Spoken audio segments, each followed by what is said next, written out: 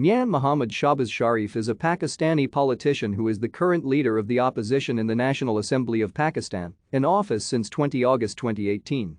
He has been a member of the National Assembly since 13 August 2018 and is the current president of the Pakistan Muslim League, and previously, he has served as the Chief Minister of Punjab 3 times in his political career, making him the longest-serving Chief Minister of Punjab. Shehbaz was elected to the Punjab Provincial Assembly in 1988 and to the National Assembly in 1990. He was again elected to the Punjab Assembly in 1993 and named leader of the opposition. He was elected as Chief Minister for first time in 1997. Shehbaz was sworn in as the Chief Minister of Punjab on 20 February 1997. After a military coup deposed the government in 1999, Shehbaz along with family spent years of self-exile in Saudi Arabia, returning to Pakistan in 2007.